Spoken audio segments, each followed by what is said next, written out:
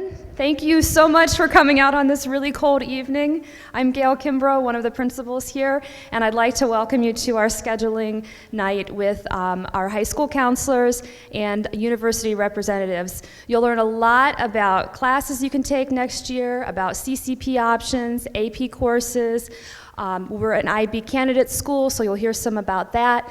Scheduling classes and planning for graduation and beyond can be confusing and sometimes overwhelming, but the good news is we have an amazing counseling team who will be here to answer a lot of questions and get you put in the right direction. And I'd like to point out our counseling team. We have Dawn Jones-Harrington, and I don't see her. She's outside passing out packets still. We have Teresa Rhodes, Melissa Slater. We have Heather Zapolnik, Jen Howard, and Kristen Zerbaugh will be giving us our presentation this evening. Thank you, and there'll be plenty of time for questions afterwards.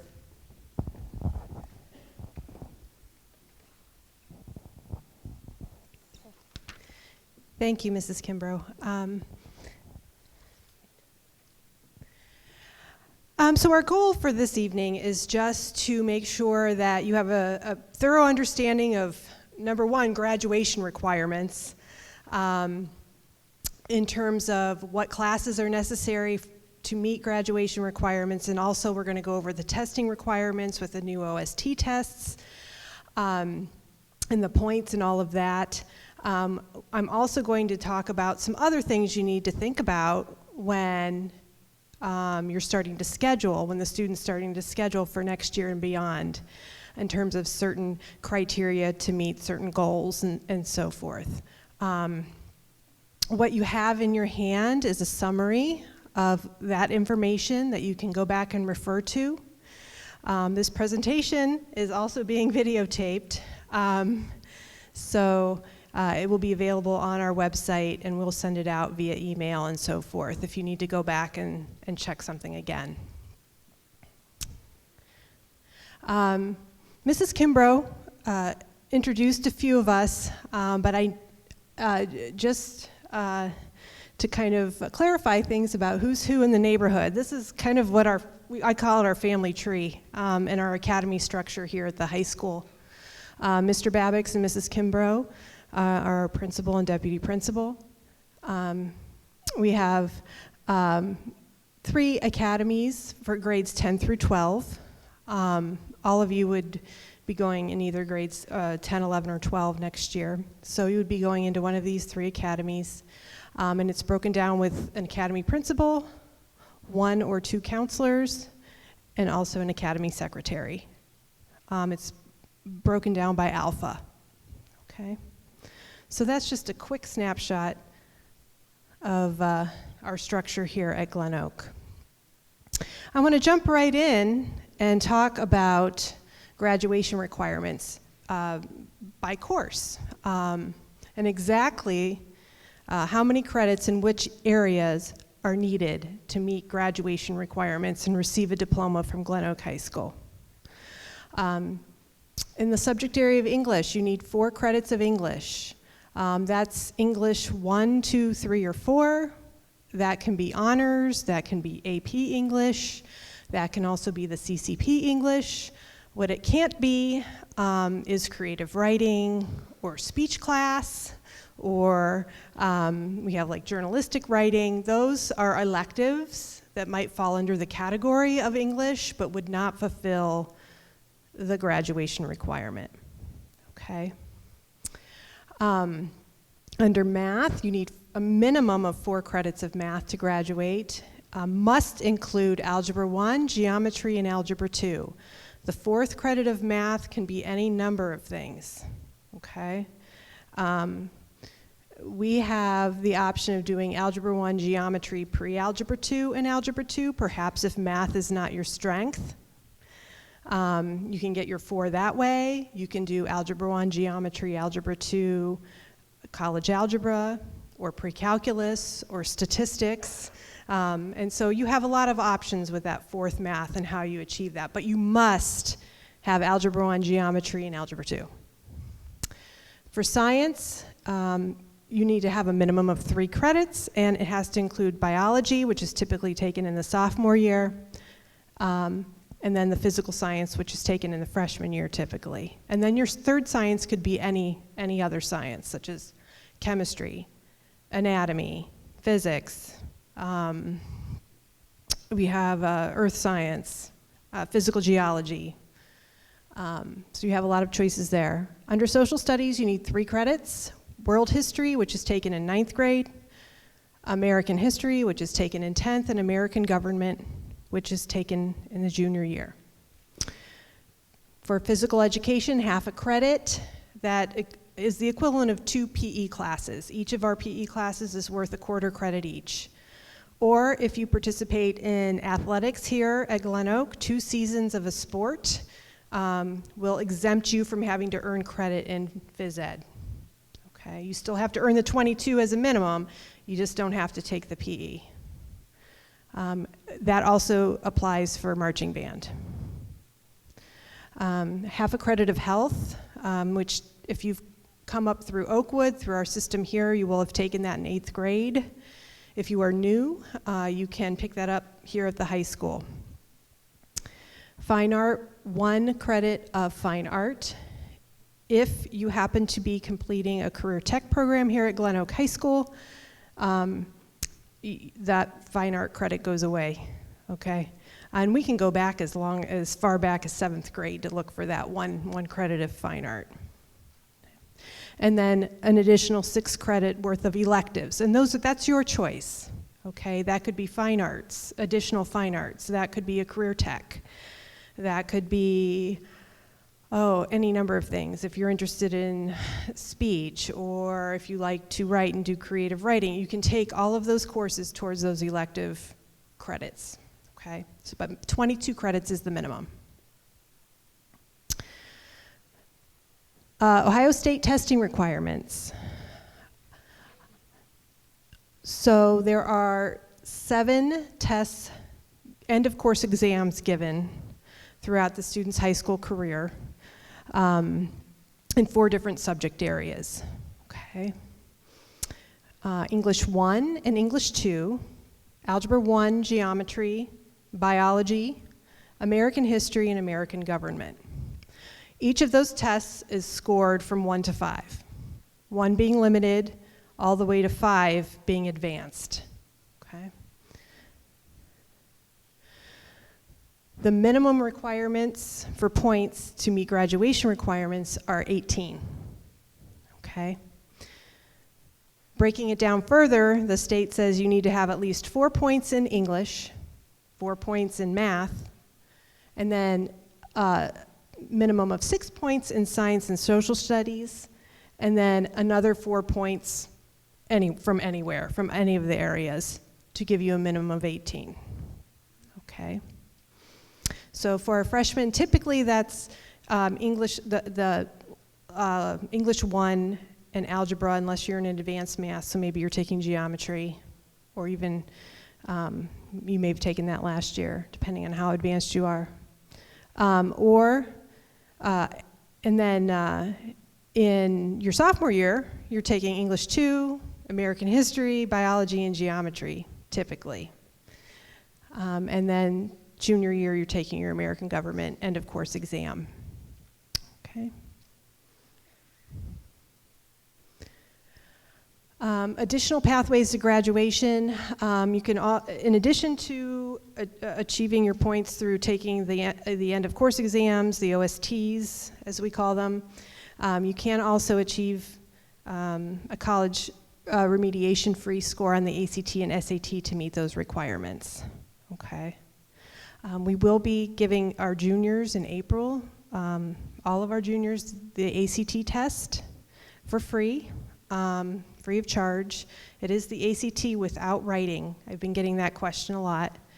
And there is nothing that you need to do to get registered for it. We're going through a separate process to get the whole class registered through a different process. I've gotten that question a lot too.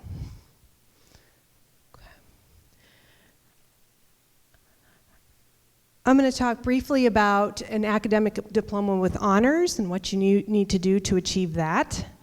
4 units of English, 4 units of math must include Algebra 1 geometry and Algebra 2 plus an advanced math. 4 units of science that must include physics and chemistry.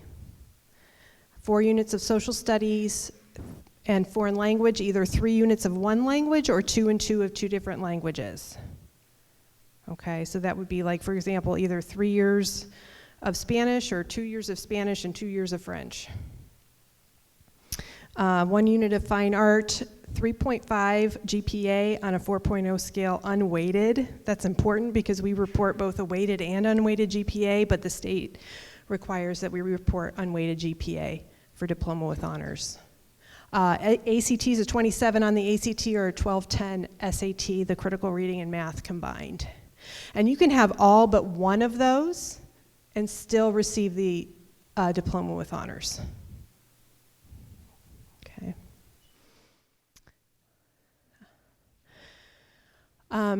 If you pursue a career tech program here at Glen Oak, the diploma with honors requirements are a tad different.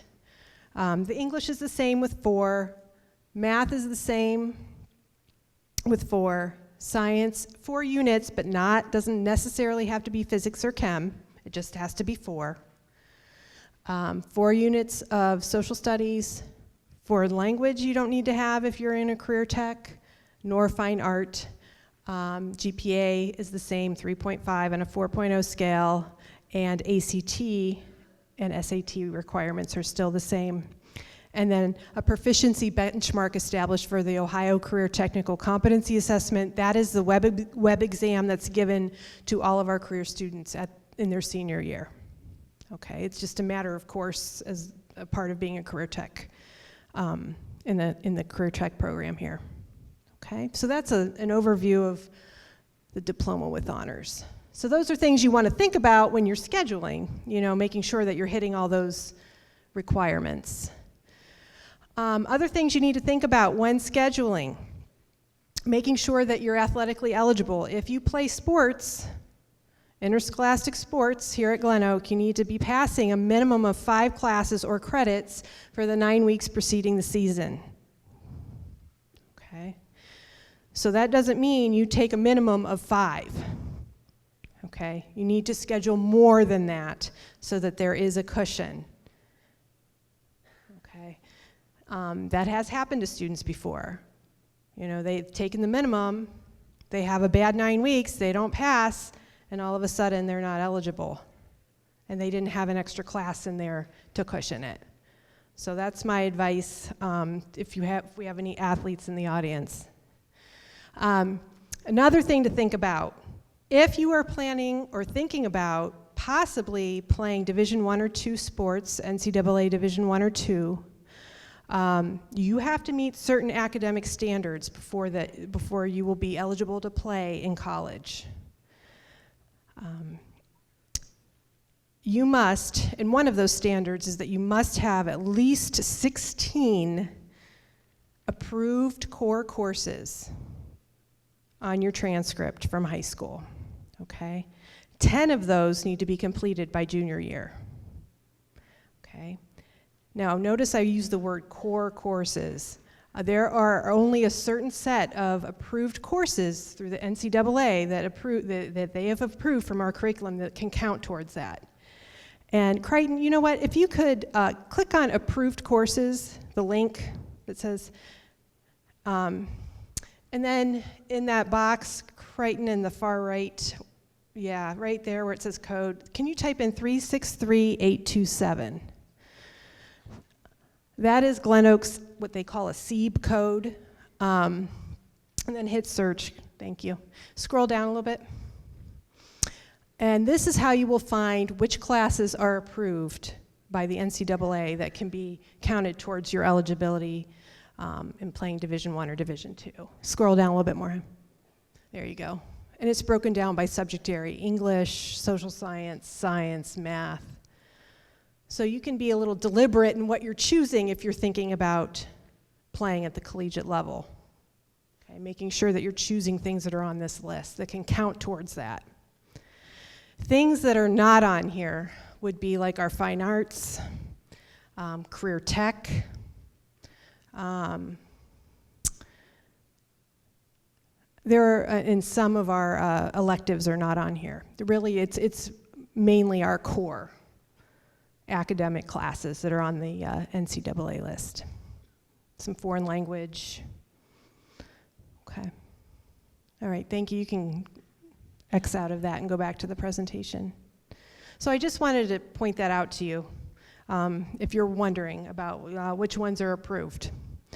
I'm not going to go into this now, but there is a guide for the student athlete, and then if you plan on looking at Division I or II schools, you want to register with the NCAA Clearinghouse at eligibilitycenter.org. They recommend that you do that by the time you're a junior. Okay. Switching gears a little bit, I want to talk about advanced curriculum options. We offer a whole gamut of courses here at Glen Oak, ranging from regular level courses, honors, AP, and as Mrs. Kimbrough said, we are a candidate school for IB, so we anticipate that we'll be offering some IB courses in the coming years. But I want to focus our attention on honors and advanced placement and maybe what you can expect in those types of courses. In the honors courses, those are mostly in the freshman and sophomore years. Increased rigor, good preparation for AP or CCP, the College Credit Plus courses that I'm going to talk about a little later. Also, good preparation for the IB courses that it's likely that we'll be offering. Grades weighted are weighted a 0.5 higher than regular level courses. What that means is that instead of an A being worth a 4, an A is worth a 4.5, okay? A B, instead of being worth a 3 point, is a 3.5. So it will give your GPA that boost. We ask when you request these classes that we receive a teacher recommendation, and on the form the students receive, there will be an area for a teacher to sign off on that. Advanced placement, this is a nationally approved curriculum. It's a standardized curriculum, actually internationally. And with the advanced placement or AP classes, it's also a high level of rigor. Increased workload, there is summer work associated with the AP classes, okay? So if you, yeah, and that summer work does relate to their grade in the first 9 weeks in the first semester. So just keep that in mind. Grades are weighted a full 1.0 higher than regular level courses. That means the A would be a 5 point, a B would be a 4 point, a C would be a 3 point, and then a D is still a 1 point. How AP classes work in terms of earning college credit is you not only have to take the class, but you also have to take the test at the end. And I think the cost of the exam is about $92. If you score highly enough on the exam, then depending on what college you enroll, you could get some college credit. Some colleges will say, you know, we'll accept the AP scores 3 and higher and we'll give you the credit for the course. Others, maybe more selective universities might say, hey, you have to have at least a 5 on the AP exam before we'll give you the credit for the course. Okay, so it's a little bit of a guessing game. It's not a guarantee that you'll get the credit, but it is it's an option.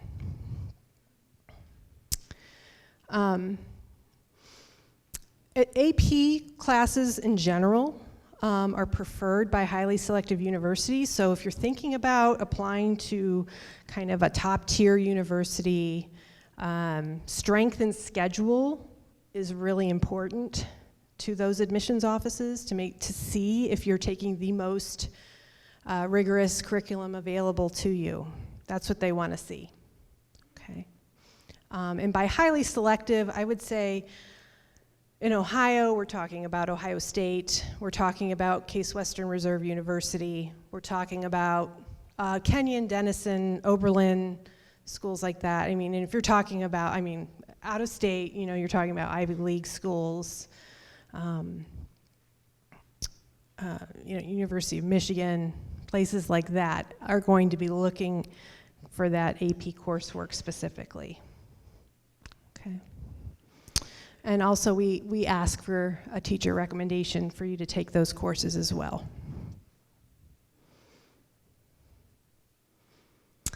The third advanced curriculum option would be our College Credit Plus courses.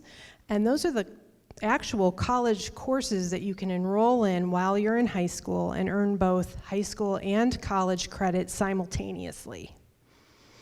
Okay. So that's most certainly college level rigor. And I'm going to get into the College Credit Plus in a little bit.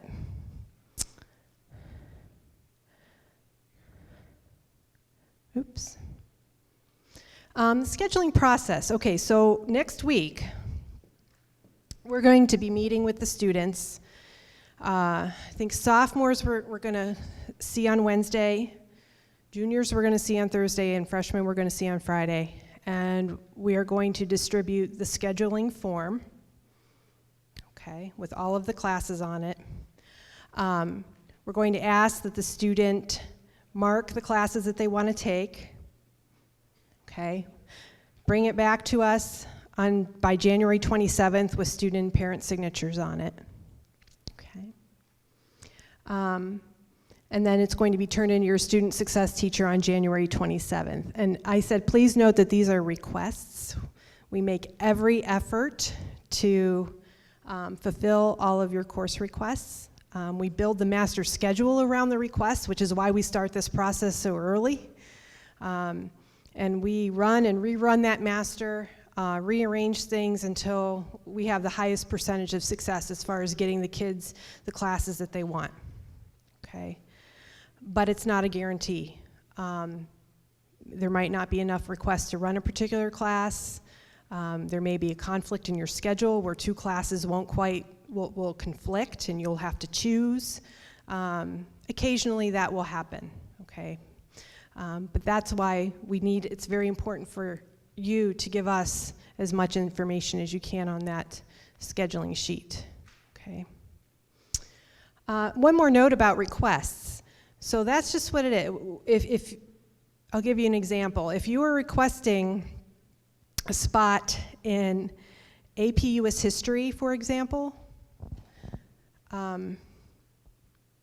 we don't have a spot for you in regular history. So if you come in off of summer and you haven't done your summer work and you think, wow, I'm just going to drop this AP course, there may or may not be a spot for you in the American History course because you didn't request a seat, and so we didn't account for it.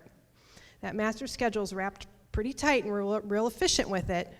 So that's why I want to mention that, so that you're very thoughtful about the courses that you're requesting.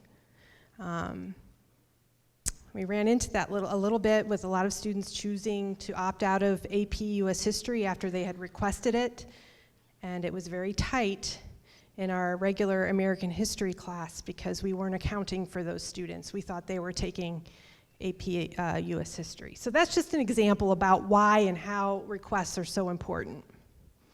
Okay. On the scheduling sheet the kids get next week, there will not be any CCP classes on that sheet. The CCP scheduling process is separate from the regular scheduling, okay? So what we advise students to do is go ahead and fill out your regular scheduling sheet as if you're not going to do CCP. We can always go back and change it, okay? Until we know you've gotten through all the way through the CCP process, okay? Academic advising. Throughout this month, our students will be meeting in their student success class 4 different times to go over various things related to scheduling and course selection. They're going to review their course interest or career interest inventory and Naviance. They're going to receive their transcripts once grades post from first semester and do a transcript review in class. They're going to have a couple of scheduling discussions and finally submit their course request form to their student success teacher. Okay, so within this next few weeks, there are going to be a lot of discussions happening here at school about courses and appropriate courses to be taking. Things to consider when choosing classes. Number one is, am I taking what I need to meet minimum graduation requirements?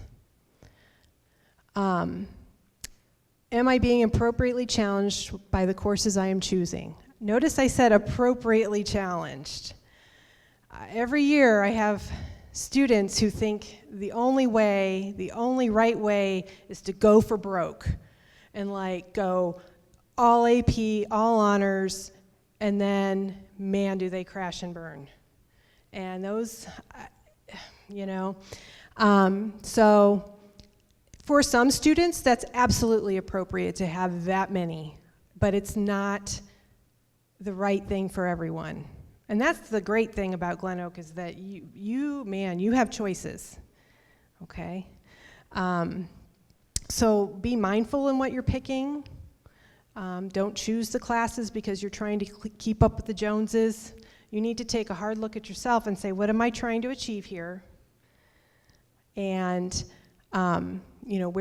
what's the best choice for me? Okay. What are my goals, and do my courses align with those goals? For college admission, we talked a little bit about selective admission. Is diploma with honors on my radar? Is that something I want to achieve?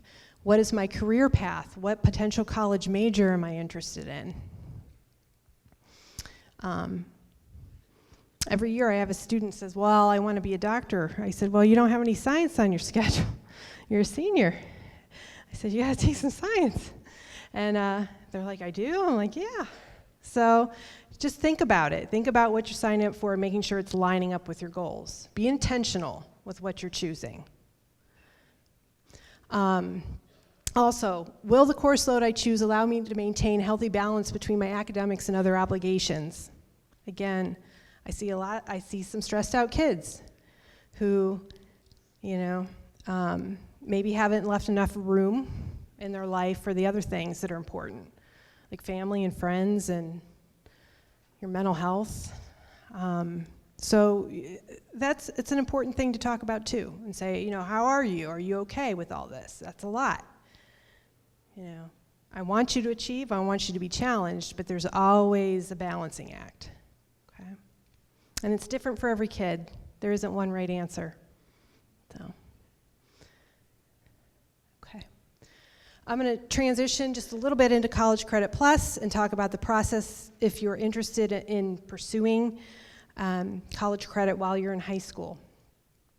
If you're a student in Ohio in grades 7 through 12, you can apply for College Credit Plus admission to any participating university. The college will admit you based on its admission criteria. The high school doesn't dictate that. And you may not participate in College Credit Plus program beyond your anticipated high school graduation date, which means you can't hang around for a fifth year just to take advantage of the College Credit Plus.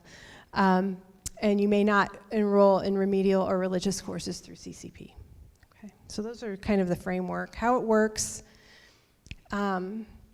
students earn high school and college credit simultaneously. So, for example, a regular 3 to 5 semester hour college course, you would get 1 full high school credit for that. Okay. And they kind of break it down. If it's a 2 college credit hour class, it's 0.66 high school credits, and so forth. Okay. There's no cost to the student for tuition or books. And if you choose to go off campus or to the campus of the university and take classes, the transportation would fall on the student, the responsibility would fall on the student and the parents. There's also financial responsibility that may fall on the student or parent if the student fails the course. or drops past the college's penalty-free deadline. As far as acceptance, the student must complete the regular college application process and meet all the regular admission requirements in accordance with the university's admissions policy. That means an ACT or an SAT score, meeting the same criteria that you would as a regular college freshman. Okay.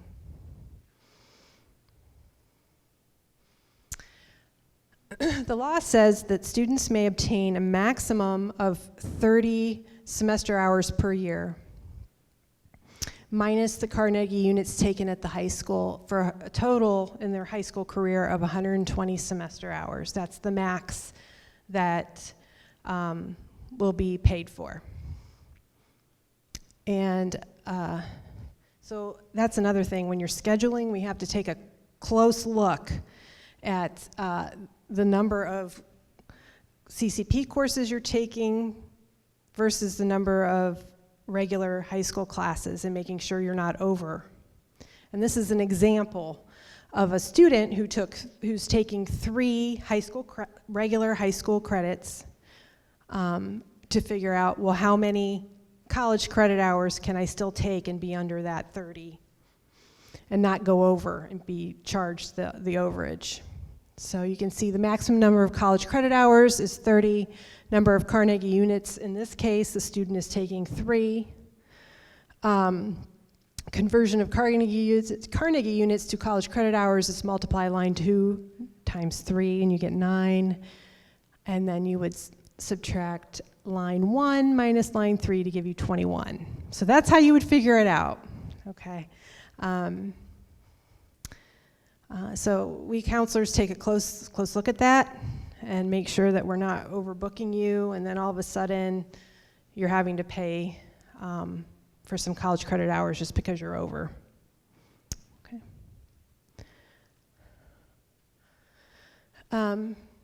Whether or not, deciding to participate in College Credit Plus, things you need to think about.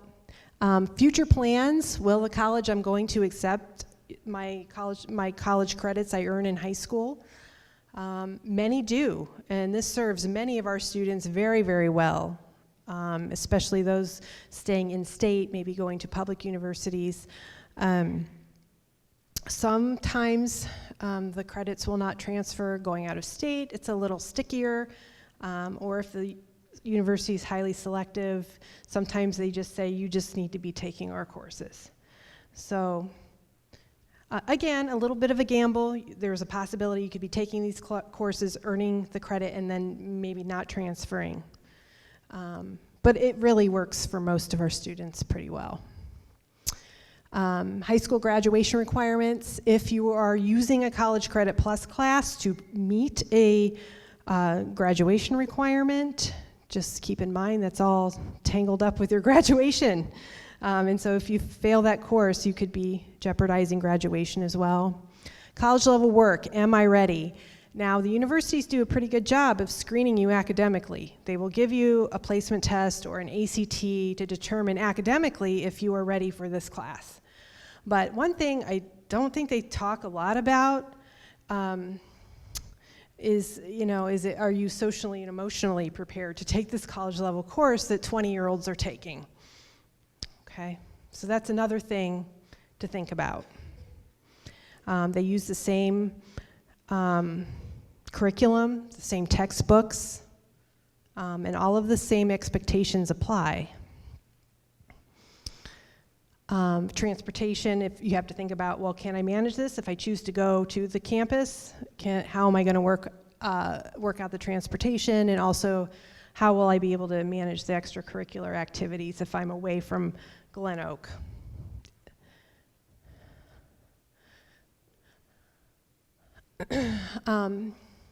The pros of College Credit Plus would be the transferability of credits, particularly in state.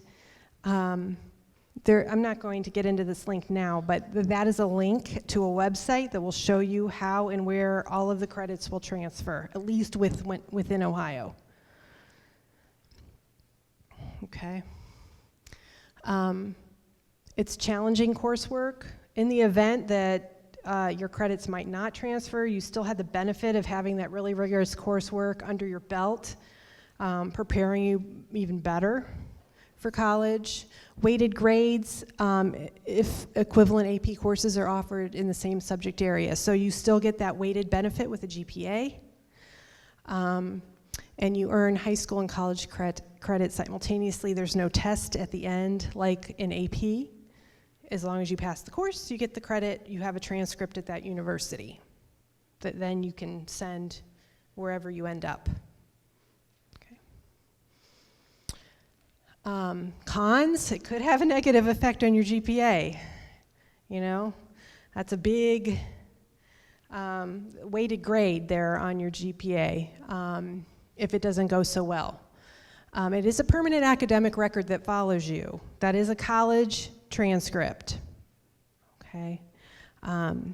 You will have to, if it does, good or bad, you will have to disclose that to the university that you eventually apply to as a regular freshman, okay?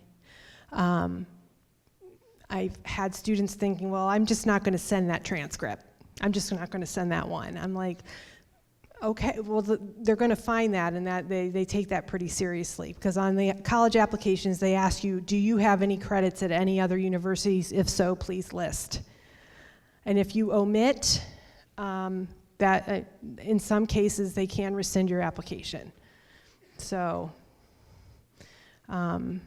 it's something that could follow you if it doesn't go so well. If it works out, that's great, but you have to understand the risks and kind of weigh that. There might be a financial responsibility for the course if you fail it or drop past the college's penalty-free deadline. We offer CCP here in-house, quite a bit of it, but we always have some students that choose to go off campus to the university, so you have to think about travel time, and if the weather's like it is tonight, if you want to be driving to and from Kent Stark in weather like this, got to think about it. Kent State's not closed. You know, many days we have a snow day and they don't. So just think about that. And it could have an impact on financial aid in the future. So federal financial aid will cover you up to 188 attempted credit hours, college credit hours. Okay? They count CCP credit hours towards that 188. And I was talking to somebody at Kent State Stark who was advising a student who was in this pickle, where this student had obtained all of these CCP credit hours while in high school, went to college, changed her major a couple times, hit this 188 hours, and like, no more financial aid. And they're trying to work with her on it, but it's a reality. I think that sometimes you can't see down the road. But I feel like it's worth mentioning, just so you're aware. Where to take CCP classes, I mentioned we have quite a few at Glen Oak, and I think in your packet it lists all of the ones we offer here in-house. And then you can also take classes on campus. You're allowed to take the online classes or the traditional brick and mortar classes.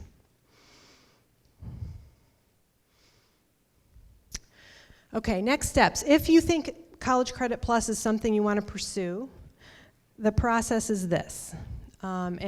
You do have this in your hand. It's the gold stapled paper.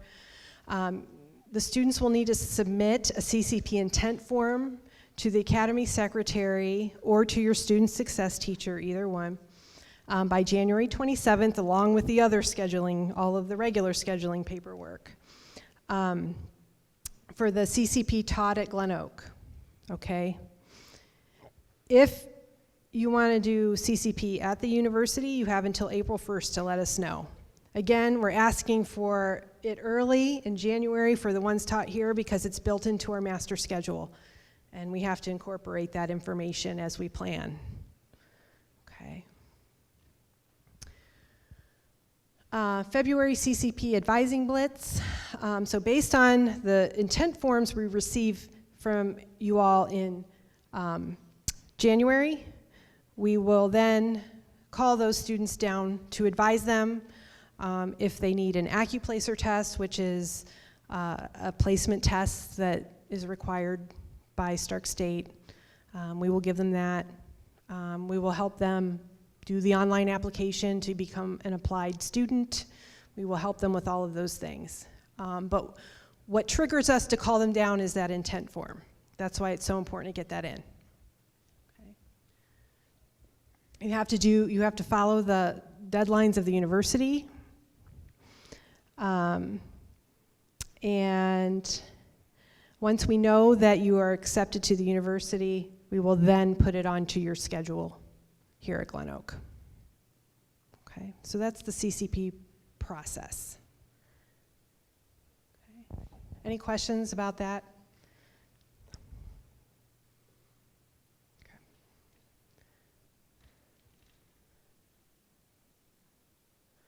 Okay.